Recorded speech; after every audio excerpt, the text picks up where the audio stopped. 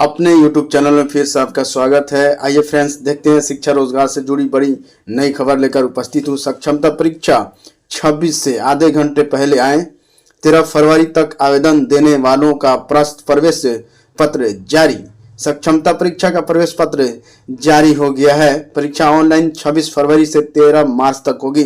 समिति ने 13 फरवरी तक आवेदन करने वाले नियोजित शिक्षकों का प्रवेश पत्र अभी जारी किया है। परीक्षा में सभी प्रश्न बहुविकल्पीय होंगे। मालूम हो कि परीक्षा में 150 वस्तुनिष्ठ प्रश्न पूछे जाएंगे। इसके लिए 2 घंटे 30 मिनट का समय दिया गया है। परीक्षा केंद्र पर आधे घंटे पहले प्रवेश करना होगा। प्रत्येक प्रश्न 1 अंक का होगा। निगेटिव मार्किंग नहीं होगी। राज्य के प्राथमिक, मध्य माध्यमिक, उच्च माध्यमिक कक्षाओं के लिए निर्धारित पाठ्यक्रम के पढ़ाए जाने वाले सभी विषय परीक्षा के सिलेबस में शामिल किए जाएंगे। बीपीएससी शिक्षक नियुक्ति परीक्षा 1 और 2 के लिए निर्धारित पाठ्यक्रम लागू होगा।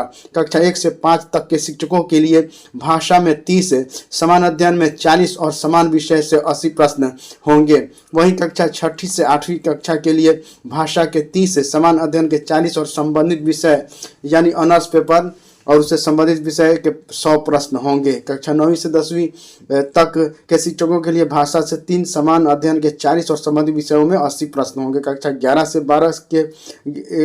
से 12वीं के लिए तक के शिक्षकों के लिए भाषा से 30, समान अध्ययन के 40 और संबंधित विषय से 80 प्रश्न पूछे जाएंगे। अनुदेशक को पूर्णकालिक करने की मांग बिहार शारीरिक शिक्षा एवं स्वास्थ्य अनुदेशक संघ के बैनर तले बुधवार को गर्दनी बाग में धरना प्रदर्शन किया गया। शारीरिक शिक्षा व स्वास्थ्य अनुदेशक शिक्षकों के पूर्वकालीन करते हुए अन्य नियोजित शिक्षकों के समान वेतन, मान भत्ता आदि का लाभ के लिए धरना दिया गया। भाकपा माले विधायक अमरजीत कुशवाहा, राम बली यादव, महानंद सिंह व गोपाल रविदास ने धरना स्थल पर पहुंचकर मांगों को समर्थन किया।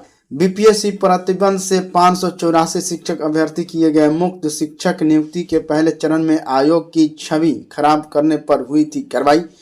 413 पर 3 वर्ष तक आयोग की परीक्षा में शामिल होने पर रोक थी। 171 शिक्षक अभ्यर्थियों पर 1 वर्ष के लिए प्रतिबंध लगा था। तीसरे चरण के लिए 2,85,000 अब तक पंजीयन। तीसरे चरण में अब तक 2,85,000 परीक्षार्थियों ने पंजीयन करा लिया है।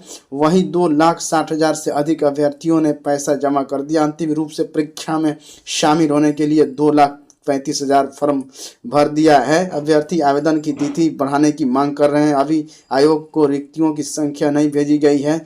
ऐसी स्थिति में उम्मीद है कि 2 दिन आवेदन की तिथि बढ़ाई जा सकती है। के पाठक पर गरमाया बिहार विधानमंडल। विपक्ष ईमानदार अफसर को परेशान कर रहा है। मुख्यमंत्री ने कहा, मुख्यमंत्री भी मिली जुली सरकार है इनकी, मिली भगत है ये के पाठक का बात मानते हैं और एक तरफ कहते हैं कि 10 से 4 स्कूल चलेगा और फिर उनके पाठक जी कहते हैं कि नहीं, 9 से 5 बजे तक विद्यालय में शिक्षक को रहना ही होगा।